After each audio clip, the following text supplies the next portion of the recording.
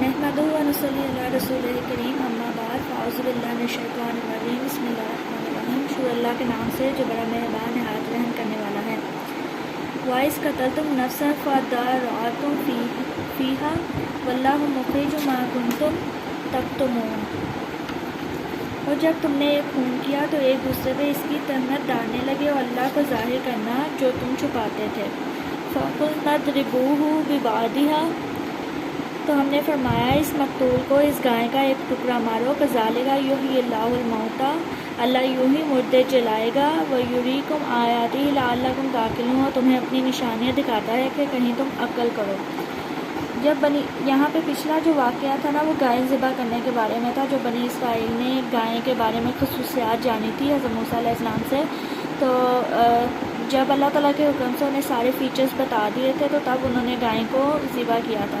तब यहाँ पे बताने हैं कि बनी इसराइल ने गाय ज़िबा करके इसके किसी उज़ू से मुर्दे को मारा और वो बहिक्म इलाही ज़िंदा हुआ और उसके हल्क से खून के फवारे जारी थे। इसने अपने चचाजाद भाई को बताया कि इसने मुझे कत्ल किया है, अब इसको भी इकरार करना पड़ा। और हज़रत मूसा अलैहिस्सलाम ने इस पर क़िसास का हुक्म फरमाया। इसके बाद शरअ का हुक्म हुआ कि मसला कातिल मकतूल की मिरास से महरूम रहेगा। तो यहाँ पे कत्ल का जिक्र किया गया है कि जब तुमने खून किया था तो एक दूसरे को उसका इल्ज़ाम लगाने लगे थे, लेकिन अल्लाह ताला को बेहतर मालूम है कि जो वो छुपाते थे। तो अल्लाह ताला ने सच साबित करने के लिए यहाँ पे कहा था कि जो गायें ज़िबा की है ना उसका एक टुकड़ा उस मुर्दे को मारो तो वो मुर्दा जो है ज़िंदा हो जाएगा। और फिर उसने खुद बताया था उस मुर्दे ने ज़िंदा हो गया कि मुझे किसने कत्ल किया। तो ये अल्लाह ताला ने अपनी निशानियाँ दिखाई हैं कि कहीं तुम्हें अक्ल हो। सुम्मा कसरत कुलूबुकुम मिन बादि ज़ालिका फ़हिया कल हिजारति औ अशद्दु कसवत व इन्ना मिनल हिजारति लमा यतफज्जरु मिनहुल अनहार व इन्ना मिनहा लमा यशक्ककु फयखरुजु मिनहुल माउ व इन्ना मिनहा लमा यहबितु मिन खशियतिल्लाह वमा अल्लाहु बिगाफिल अम्मा तामलून। फिर इसके बाद जब तुम्हारे दिल सख्त हो गए, सख्ती से मुराद यहाँ पे है कि ऐसी बड़े मुआज़े को देख कर भी इबरत हासिल नहीं की कि जब अल्लाह ताला ने उस मुर्दे को ज़िंदा करके उनकी सच साबित कर दिया था फिर भी उन्हें अकल नहीं आई थी। तो वो पत्थरों की अल्लाह ताला ने उनकी मिसाल पत्थरों के बराबर किया, बल्कि इनसे भी ज़्यादा कड़ेवर पत्थरों में। तो कुछ वो है जिनसे नदियाँ बह निकलती हैं और कुछ वो है, अब अल्लाह ताला पत्थरों की मिसाल कर रहे हैं कि कुछ पत्थर ऐसे होते हैं जिनसे नदियाँ बह निकलती हैं और कुछ वो होते हैं जो फट जाते हैं जिनमें से आतिश फिशा निकलता है तो इनसे पानी निकलता है। और कुछ वो हैं जो अल्लाह के डर से गिर पड़ते हैं और अल्लाह तुम्हारे अमाल से बेखबर नहीं। अफ़ततमाऊना अय्युमिनु लकुम वक़द काना फ़रीक़ुम मिनहुम यस्माऊना कलामल्लाहि सुम्मा युहर्रिफ़ूनहु मिन बादि मा अक़लूहु व हुम यअलमून। ए मुसलमानों, क्या तुम्हें ये तमा है यानी ये सुकून है कि यहूदी तुम्हारा यकीन लाएंगे और इनमें से एक ग्रोह ऐसा है कि अल्लाह का कलाम सुनते हैं फिर समझने के बाद इसको दानिस्ता बदल देते हैं। यहाँ पे ये बात बयान की गई है कि जब अल्लाह ताला जो है वो मुर्दा ज़िंदा करने पे कादिर है और रोज़े जज़ा भी अल्लाह ताला ने मुर्दों को ज़िंदा करना है और हिसाब लेना है। तो जब जिसने कत्ल किया था उसकी सच्चाई मुर्दा ने जब साबित की ज़िंदा हो गया तो उन्होंने फिर भी इबरत हासिल नहीं की। तो अल्लाह ताला ने कहा कि इनके दिल पत्थर से हैं। अब पत्थरों की किस्में बयान की गई है कि इनमें से कुछ पत्थर ऐसे हैं जो जिनमें से नदियाँ बहती हैं, कुछ में से आतिश फिशा निकलते हैं, कुछ में से पानी निकल जाता है, कुछ ऐसे पत्थर हैं जो अल्लाह के डर से गिर पड़ते हैं। और यहाँ पे हज़रत अली रज़ी अल्लाह अन्हु से मरवी है कि सईद आलम सल्लल्लाहु अलैहि वसल्लम के साथ तराफ़ मक्का में गया, जो दरख्त या पहाड़ सामने आता था वो हज़रत पाक सल्लल्लाहु अलैहि वसल्लम को अस्सलामु अलैकुम या रसूलल्लाह बयान अर्ज़ करते थे। तो यहाँ पे वो पत्थर जो अल्लाह के डर से गिर पड़ते हैं और अल्लाह तुम्हारे अमाल से बेखबर नहीं। और यहाँ पे मुसलमानों, क्या तुम्हें ये सुकून है कि यहूदी तुम्हारा यकीन लाएंगे। इनमें से एक ग्रोह ऐसे हैं जो अल्लाह का कलाम सुनते हैं फिर समझने के बाद इसे बदल देते हैं, जैसे उन्होंने तौरात में तब्दीली की थी और सईद आलम सल्लल्लाहु अलैहि वसल्लम की नात बदल दी थी। इसका वाक़या ये है कि तौरात में जब हज़रत सल्लल्लाहु अलैहि वसल्लम की ख़ुसूसियात बयान की गई थी तो जब यहूदियों ने उनको पढ़ा था तो उनको डर था कि सारे हज़रत सल्लल्लाहु अलैहि वसल्लम पर ईमान ले आएंगे उनकी खसूसियात सुन के, उनकी तारीफ़ सुन के। तो उन्होंने हुज़ूर सल्लल्लाहु अलैहि वसल्लम की नात को बदल डाला था।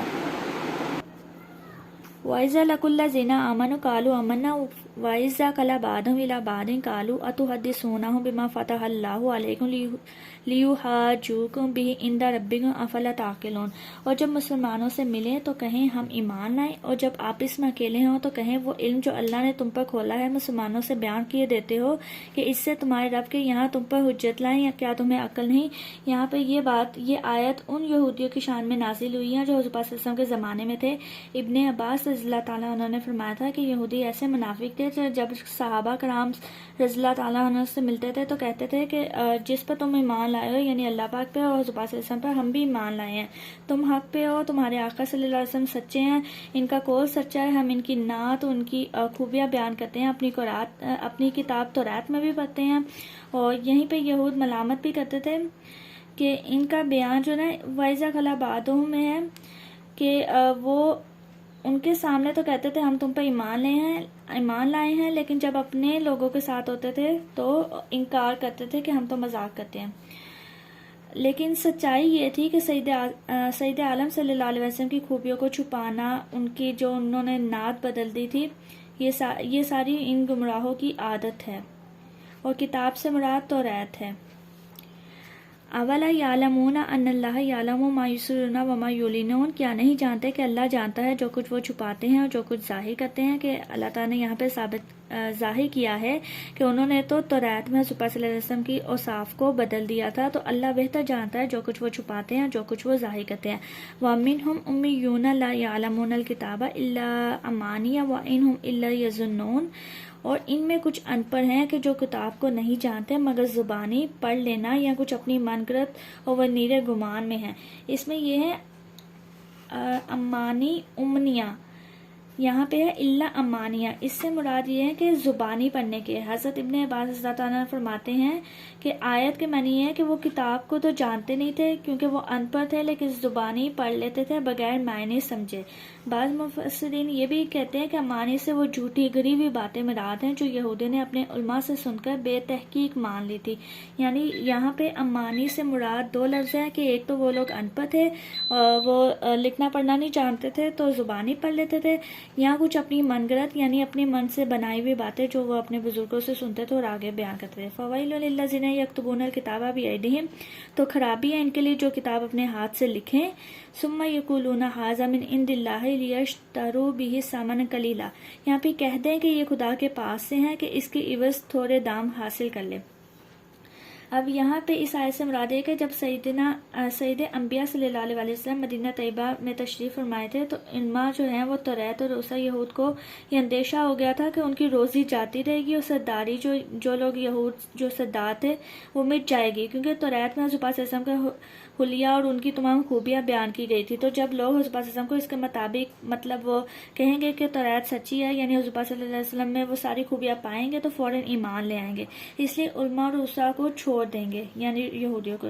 تو اس ڈر سے انہوں نے توریت میں تبدیلی کر ڈالی تھی اور حلیہ جو ہے نا بدل لیا تھا۔ مثلا توریت میں آپ کی یہ خوبیاں لکھی تھی کہ آپ خوب رو ہیں، بال خوبصورت، آنکھیں سرمگی، قد میانہ ہے، اس کو مٹا کے انہوں نے یہ بنایا کہ وہ بہت دراز قد ہیں، آنکھیں کنجی نیلی، بال الجھے ہیں، یہی عوام کو سناتے تھے۔ یہی کتاب الہی کا مضمون بناتے، سمجھتے کہ لوگ حضور کو اس کے خلاف پائیں گے تو آپ پہ ایمان نہیں لائیں گے اور ہمارے گرویدہ یعنی ہمارے پیروکار رہیں گے اور ہماری کمائی میں فرق نہیں آئے گا، اس کو آیات کو بیچتے بھی تھے۔ فویل لہم مما کتبت ایدیہم وویل لہم مما یکسبون، تو خرابی ہے ان کے لیے ان کے ہاتھوں کے لکھے سے جو انہوں نے اپنے ہاتھوں سے بدل دی تھی توریت کو، اور خرابی ہے ان کی اس کمائی سے۔ وَقَالُوا لَن تَمَسَّنَا النَّارُ إِلَّا أَيَّامًا مَّعْدُودَاتٍ، اور بولے ہمیں تو آگ نہیں چھوئے گی مگر گنتی کے دن۔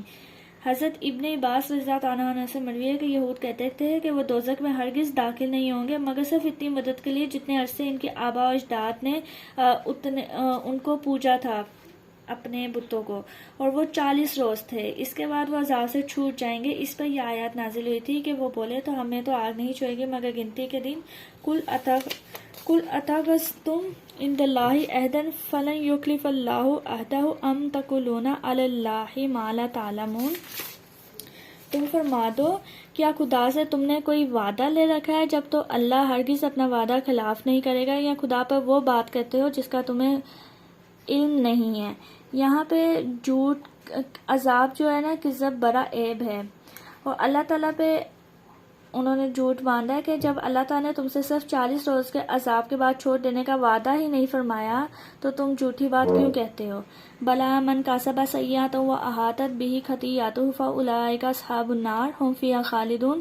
ہاں کیوں نہیں، جو گناہ کمائے اور اس کی خطائی سے گھیر لے وہ دوزخ والوں میں ہیں، انہیں ہمیشہ اس میں ہی رہنا ہے۔ اس آیت میں گناہ سے مراد وہ شرک و کفر مراد ہے جو انہوں نے 40 روز اپنے بتوں کی پوجا کی تھی۔ نجات کی تمام راہیں اب احاطہ کرنے سے مراد یہ ہیں کہ ان کی خطا انہیں گھیر لے، یعنی جو انہوں نے گناہ کیا تھا اس کے احاطہ کرنے سے مراد یہ ہے کہ نجات کی تمام راہیں بند ہو جائیں اور کفر و شرک ہی پر اس کو موت آ جائے، کیونکہ مومن خواہ کیسا بھی گناہ گار ہو گناہوں سے گھرا نہیں ہوتا، اس لیے ایمان جو عزم طاعت ہے وہ اسی کے ساتھ ہے۔ فاولئک اصحاب النار، وہ دوزخ والوں میں سے، ہم فیہا خالدون، اور وہ ہمیشہ اسی میں رہیں گے۔ والذین آمنوا وعملوا الصالحات اولئک اصحاب الجنۃ ھم فیہا خالدون، اور جو ایمان لائے اور اچھے کام کیے وہ جنت والے ہیں اور ہمیشہ انہی میں رہیں گے۔